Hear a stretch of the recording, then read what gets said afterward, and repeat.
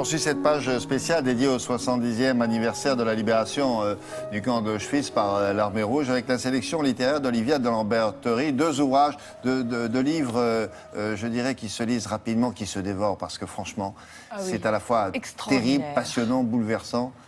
Dont un qui n'est pas sorti encore. Hein. Oui, un livre qui sortira le 4 février, qui s'appelle « Et tu n'es pas revenu » de Marceline Loridan-Evans. Alors, Marceline, moi, c'est une femme que j'aime depuis des années. Elle a 86 ans aujourd'hui, une petite dame rousse qui a toujours des très beaux bijoux. Elle est très belle. Ouais. Elle avait déjà publié ses mémoires, ça s'appelait « Ma vie, Balagan » chez Robert Laffont, c'était magnifique. Et là, elle publie un tout petit livre qui est une lettre à son père. Ouais. C'est un petit livre comme une sorte de concentré de ses souvenirs ou un sérum de vérité.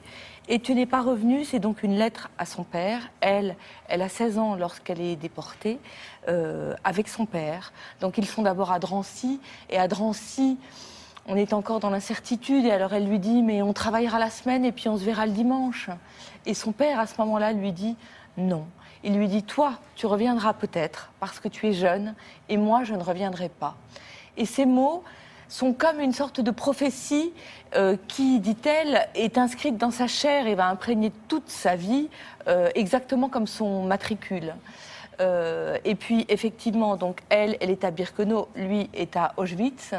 Et il y a deux scènes extraordinaires. Il y en a une où ils vont se croiser et ils vont se jeter dans les bras l'un de l'autre. Et c'est une scène qui a été tellement marquante qu'elle est dans plusieurs autres récits de survivants qui ont assisté à cette scène. Elle va être rouée de coups et elle va s'évanouir. Et quand elle se réveille, elle aura une tomate et un oignon dans les mains. Et elle dit que les choses sont redevenues normales. Le père nourricier et la petite fille. Et puis, un autre jour, comment elle ne sait pas, elle va recevoir une lettre de son père par un électricien qui avait le droit de circuler entre les deux camps. Il y avait 3 kilomètres seulement entre les deux. Et elle se souvient juste de la première ligne, ma petite fille, et de la signature de son père, Shloim. Et elle ne se souvient de rien. Et elle se dit, mais comment c'est possible que je ne me souvienne pas de ces mots? Et en fait, elle le dit, c'est parce qu'il y avait tellement plus de sentiments que ces mots, elle les a engloutis en elle comme une machine et puis elle les a oubliés. Alors elle raconte la vie. Elle était d'abord chargée du tri des vêtements, après le tri des pommes de terre et puis après elle devait creuser des tranchées où on jetait directement les corps. Elle raconte une vie où il n'y avait absolument ni souvenir ni futur. On était juste dans le présent. Et puis... Et la survie. La survie. Et puis, elle a survécu, elle arrive au Lutetia, son oncle vient la chercher, et là, il lui dit ces mots qui sont terribles. Il lui dit, ne leur raconte rien, ils ne comprennent pas. Ils ne comprennent rien, d'ailleurs, exactement. Et donc, elle raconte aussi la vie après la guerre.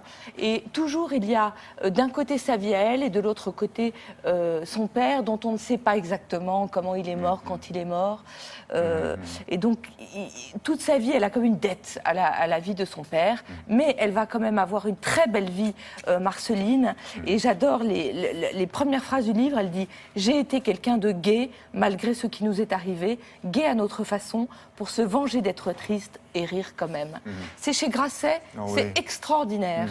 Et puis, alors ça paraît le 4, hein, ça paraît le 4. Voilà, peut-être qu'on va le trouver un petit peu plus tôt en librairie, mais sinon patientez. Alors l'autre livre. Et l'autre livre, Hélène Baird, le journal d'Hélène Baird, c'est un livre à offrir à tous les ados, surtout qu'il y a une version abrégée et scolaire. Hélène Baird, c'est une jeune femme, une jeune juive qui raconte sa vie dans le Paris occupé, qui va être déportée à Bergen-Belsen et qui va y mourir. Il y a une préface de Patrick Modiano et c'est un des plus beaux textes que j'ai lu, qui a été adapté d'ailleurs par Jérôme Prieur. Il y a un film, le DVD vient de sortir, qui mêle les mémoires de Hélène Baird, qui sont lues par Céline Salette, comédienne que j'aime beaucoup, avec des images d'archives. C'est très très beau. Voilà, 2 livres, franchement, indispensables. Alors, le 7e art, vous le savez probablement, a de nombreuses fois témoigné de l'horreur des camps, et c'est de cela dont nous allons parler maintenant avec Charlotte Bouteloup et son invité.